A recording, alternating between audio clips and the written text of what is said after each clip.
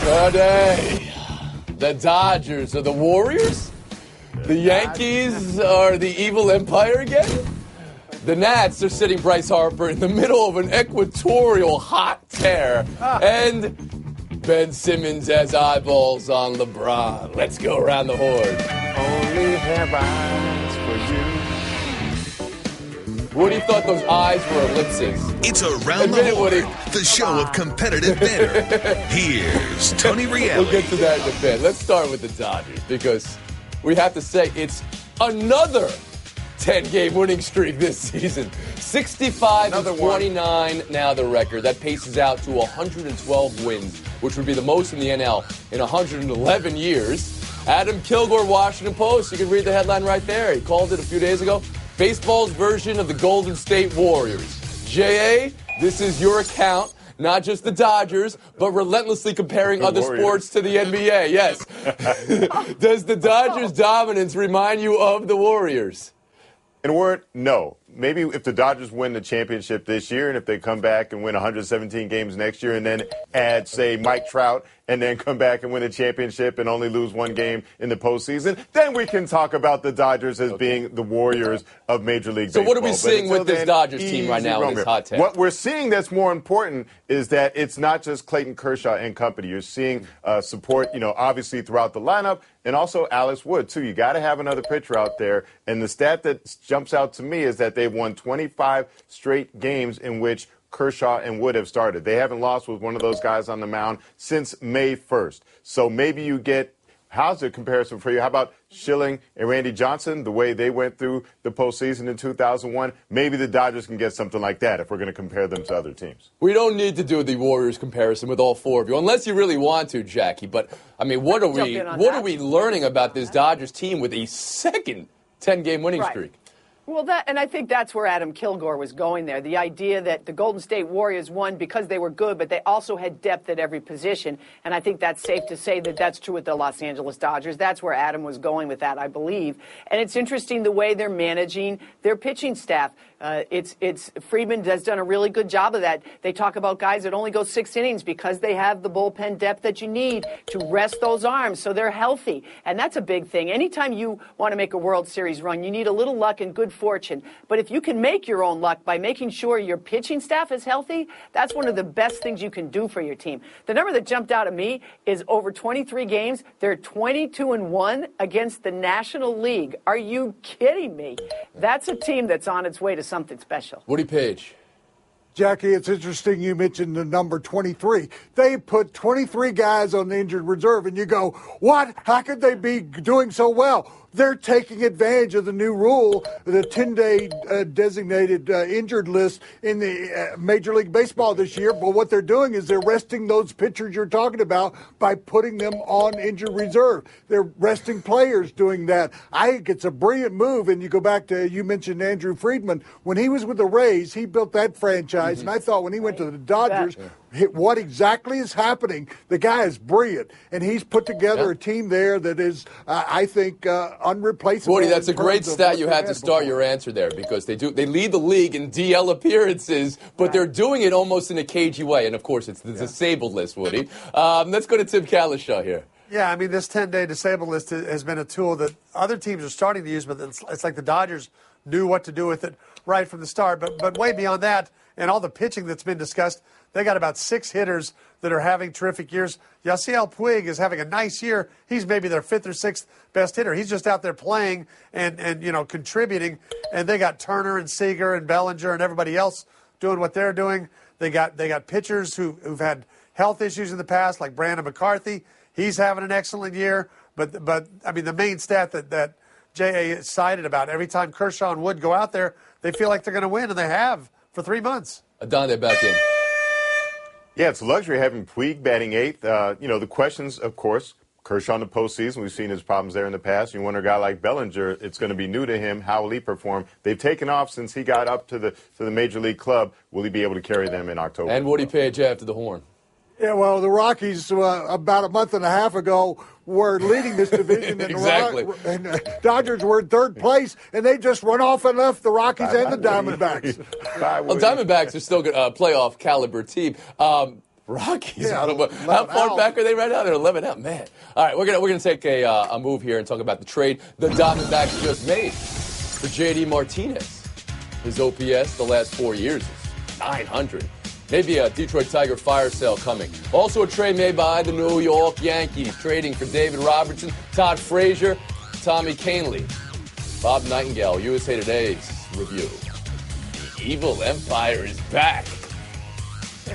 Something tells me he's not talking about the Diamondbacks, even though the Diamondbacks have a better record. He's talking about the Yankees. Jackie, this is your account, Evil Empire. Does this trade mean they're back and they're gunning for the Sox? This was such a classic evil empire move, and it was a great move by the Yankees. And you could argue even a better move for the White Sox and Rick Hahn, because I think he got more out of the Yankees than he was going to get from the Red Sox. We had been talking for days that Todd Frazier was going to Boston, and they need him. They need him at third base. They have problems there, and they have problems with power hitting. Ever since David Ortiz retired, they've had trouble with their offense, and I know they're in first place, but it's been a struggle for them. Mookie Betts is the only guy that has more home runs on their roster right now than Todd Frazier has. Well, forget about it. He's gone, and now the Yankees shore up their bullpen, and Kahnle's the key here. Tony, he's locked up until 2020. You've got a really, really sharp young arm for 3 more years at a great price. So you do believe the evil empire is back after making this deal? Woody, do you agree with that? Well, you guys are talking about evil empire. It seems like it's been so long since the Yankees have been a factor in the American League. They were the medieval empire. So, yes, this is a great trade. All right, a point for your effort. I'm sorry. Well, yes, but you keep these players, particularly Frazier, away from the Red Sox. You add to your bullpen, which is already 5th in the American League in ERA. So now you've improved it with these great strikeout artists. You've got now a first baseman you can put in there who can hit home runs. And once again, you got rid of a relief pitcher who was your worst. So what a great triple threat trade they had. Does that make an evil empire, though, at this point? Adding David Robertson and Kahnle? Okay. Kalashaw, I mean, you watch the Houston Astros and the Texas Rangers more than anybody else in this panel. Astros are running away with the AL. Did this move put the Yankees in contention again? No, I think people are getting awfully excited about a good trade, a fine trade. I don't know exactly what Todd Frazier's going to do as he's batting .210 and struggling. He hits home runs, but doesn't do much else. But as far as, they've got a very, very deep bullpen now. They also have Severino as their best starter, and it kind of falls apart after that unless you really can trust Sabathia to keep it going. If you totally believe in Jordan Montgomery, I still think the Red Sox could trot out a lot better starting rotation if they ever get into a playoff series, and they don't fear this team yet. And the Donde. Evil Empire super teams. I don't know how many Easy Romeos I'm allotted per show, but I have to use another one in this case. The Evil Empire moves were back in the day when they would outspend everybody, right? Or willingness to take on the gargantuan contracts like when they added Alex Rodriguez. This is a trade, a pretty standard trade. They're giving up some of their minor league depth to make the move. And it's also a very modern deal. This is 20 teens baseball now when you're going for a strikeout rate.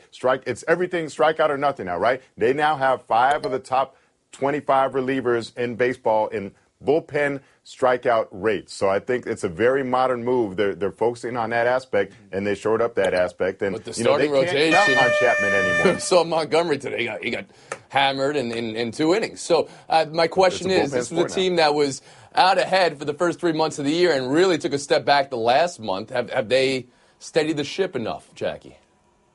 Oh, the Yankees, you mean? Yeah. Well, I think the reason this is the evil empire is because they took a guy away that the Red Sox thought they had. Okay. So you're weakening the team that's in front of you. Right. But I still do like the Red Sox. They got a young lineup. I think they're going to come around. They're hitting. Is there one move they're going to make?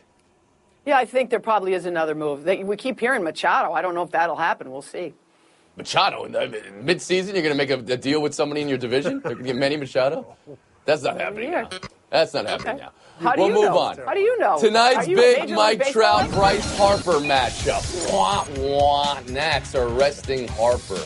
He's 11 for 21 with 4 home runs since the All-Star break. 4 for 4 last night. Nats say all their All-Stars got days off after working the break. Tonight it's Harper. He's not playing on national TV versus Trout, Woody. Coming up big on national TV is your account. What's this about?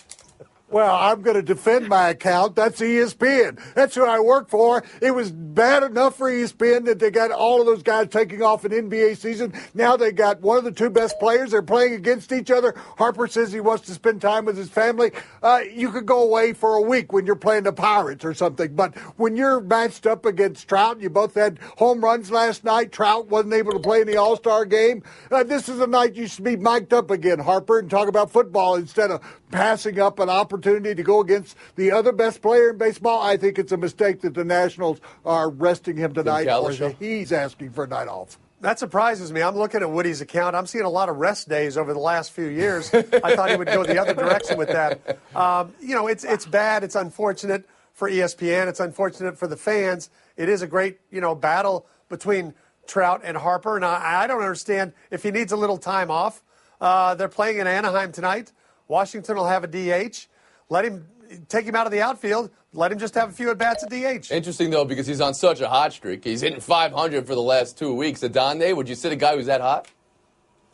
No, and Woody was onto something. He demonstrated during the All-Star game that he can multitask. He had a nice conversation with Joe Buck talking about the Cowboys and everything else during the All-Star game when he was mic'd up. So why not carry on a conversation with your family during the game? Maybe they can drop by the hotel and you say, you know what, I got to go to the ballpark now. Call me and we'll wrap during the game. But, yes, this is baseball. And Rob Manfred, you're surprised that he's not speaking out on this. He's so intent on developing the game and promoting the game, and this is not a good look because the people would tune in. This is a rare thing that does have national interest. You have Trout, you have Harper. They put on a show in the first inning last night, both going deep. People would want to see if they could do it again tonight. Now they don't have that opportunity. This is interesting from Adonde. I'm going to go back and look at all the tapes of you guys talking about NBA players resting and see if that lines up with what you just said about the commissioner of the league needing to make a statement. Jackie Mack, how about you?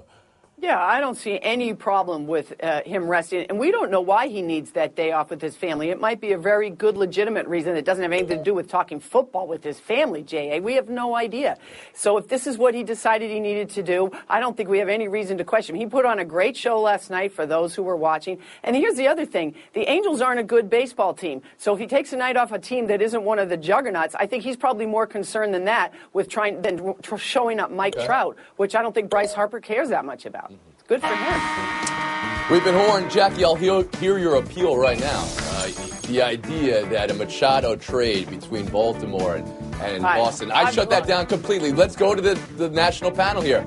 Woody, Tim, Adonde, is that trade going to happen before the trade deadline? Contract year. The ruling stands, Jackie. We're taking a break. Buy or sells next. Doc Rivers. Hey, we still have a team. Press conference. With him gone, how do you envision your style of play changing? But we'll have ball movement. With Chris's skill, you wanted to take advantage of what he could do, and he was a guy that needed the ball to make plays, and he did it so well, you kind of changed to do that. Will have ball movement he's talking about now, Jackie? What are you hearing from Doc there? Well, I'm hearing from Doc that I don't have Chris Paul anymore, so I'm going to have to move the ball.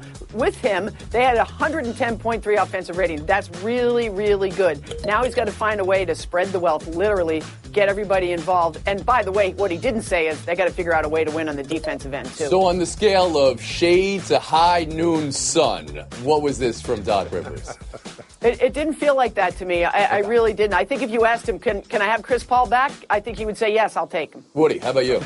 Of course he would, Jackie, but he's got to do with what he's got, and that means you got to take the offense and change it because Chris Paul dominated the ball, just like Tracy McGrady did when Doc was in Orlando, and Rondo and Paul Pierce did that in Boston. So he's got to find somebody, maybe Beverly, who is going to really be an assist man in the backcourt because other than Blake Griffin, none of these guys averaged 5 assists a game last year. Tim, what did you hear from Doc? It sounds bad because you're at a press conference, you're asked what's life without Chris Paul going to be like, and you say there will be ball movement. You make this definitive declaration right away like that never happened. But as Jackie said, they had a great offense with Chris Paul. He's just trying to find a positive in a difficult situation. Adonde? It was an honest answer. Chris Paul deserved to have the ball in his hands the majority of the time. He had one of the best assist-to-turnover ratios in the NBA. The ball is going to have to move more often now because they don't have a Chris Paul anymore.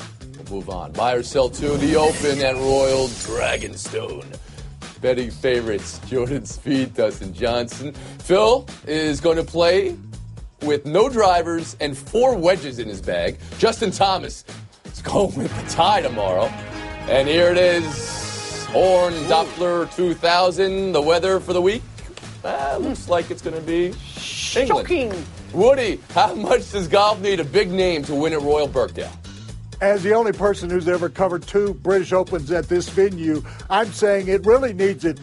Golf does, because the last 7 winners of majors were first-time champions. And so it'd be good for Spieth or Phil or Roy to win it. But I'm going with you can go your own way. That would be Fleetwood Mac. Tommy Fleetwood, who grew up blocks away from the course, or Matsuyama, who finished second in the Open and is due. Wow. That was a lot of work for Fleetwood Mac, but I'll take it. Kalisha, how about you? I think golf could use it. I mean, Woody's right about the long streak of, and they're not all no names. Dustin Johnson was one of those 7 first-time winners, so that doesn't exactly hurt. But that man you showed in the coat and tie, the man who got started a little late in the U.S. Open, Justin Thomas, that is your winner. Adana, you have anything for us? Big name there. No, I'd like to say Jordan Spieth, because last time we saw him play, he was holding out that shot to win the Travelers. But guess what? That was 3 weeks ago. I'd like to see him tune up a little bit more. So I'm going to go with Rory McIlroy, because he's a good bet. As he said, the odds are long against him because he hasn't been playing much lately, hasn't played that well lately. But guess what? He's in his neighborhood, right? So I'll give him the home. And to the point that golf maybe could use a big name to win this tournament, Jackie, after the U.S. Open was Brooks Koepka, and as Woody said, 7 first-time winners in a row. No, I think golf really does need someone like Jordan Spieth or someone like Rory McIlroy to win. I think that golf has been pining that for that ever since Tiger Woods. We kept anointing the new next great golfers. They take a step forward and then they take a step back. So Spieth to me looks like someone, because we know no matter what, he can always putt. And in this course, I think that'll really help him. Love that look on Justin Thomas, though. That is a great look with that tie and that cardigan. We'll move on. Buy or sell 3. Mike Gundy in a, hey, I have a mullet press conference. Listen to this. I'm going to say that the dollar figure is somewhere in the millions for the amount of time that we've had on the air for that. And that I was very fortunate to get a new contract and should probably get an extension and a raise for that free marketing for the university. Free marketing and time on the air for that. He's talking about his hair, J.A., and he's talking about millions. Buy or sell millions of dollars worth of mullet here. Absolutely. ESPN airtime is valuable, but at least he gets to share in it. That's why I'm supporting Chris Spielman in his lawsuit against The Ohio State University for using his likeness without fair compensation. Thank you very much. Go get him, Chris. Rallying for the players. How about you, McMullen? I have no idea what Jay is referring to there in this context. But the mullet, they talked about with him for 4 minutes on SportsCenter. I'm pretty sure they didn't talk about the mullet for all 4 minutes, which means he got to talk about his Oklahoma State football team, which any one of his contemporaries in the Big 12 would have killed to have done. So good for him. Woody Page? I'm buying it also. You can't buy millions of dollars of free publicity like he has. And if even one recruit sees this and goes, I want to play for that guy. 10 years ago, he said, I'm a man. Now he's saying, I am the man. Kalisha. I got to buy it. The mullet is actually a red herring, if that's possible, because it's taking away from the fact, distracting people from the fact he's got the best team in the Big 12, and the Mason Rudolph is going to make a run at the Heisman. You can't cross fish species. Red herring. Mullet, red herring. Two different species of fish. Kalisha. McMullen catching the lightning bolt right here. Woody Page, the hair part, and J.A. Adande in Showdown next. Daddy, where do babies come from? Honey? Mommy went to the store. Oh, well, you see, there's a mommy and a daddy, right? Right. And see, when they call Geico, they could save a bunch of money on car insurance. Oh, really? And that makes them happy? Yes, that makes them very happy. That's good. Yeah. Well, I'm glad we could have this talk, Sunshine. Geico, because saving 15% or more on car insurance is always a great answer. Page, Adande, Showdown. Showdown 1 is eyeballs from Ben Simmons to LeBron James. After it was reported LeBron was frustrated with the Cavs. Kyrie Irving, also on the state of the Cavs, called it peculiar. Woody, what's going on here, and what item has your eye emoji?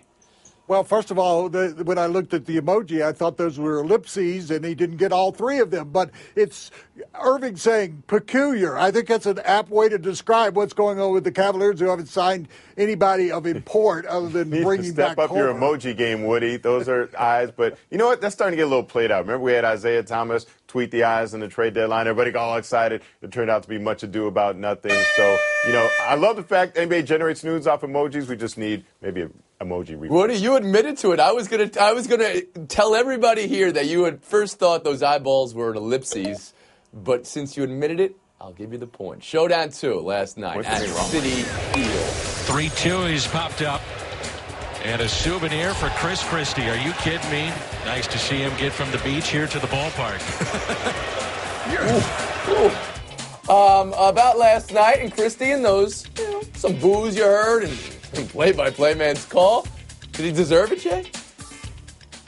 No, and you know what? I could make a crack about beach or bridge, but I'm going to stick to sports. And I'm going to give him credit for, A, the left-handed grab with no glove, and then giving the ball It sounded like Isola was doing the Christie. play-by-play there, Tony. I think he's going to make a great talk show host, but the kid didn't look like he really wanted him to sign the ball. So what was he going to do? No, it's the carom. You don't catch it on the fly. It comes from behind, though. It's even tougher play to realize it's coming for you. Woody Pages, 30 seconds to face. Well, I appreciated Rob Pelinka's attempt yesterday after he signed Contavious Caldwell Pope to a free agent contract for $18 million. He made a reference, he went all Old Testament about how bread falling from the sky in the book of Genesis. As the only person here who covered the event, that happened in Exodus, Pelinka. You got to get your Bible verses straight. Yes, because people were exodusing. Yeah. That's great. How'd that happen? Although that might be too soon there, Woody. We'll see you tomorrow.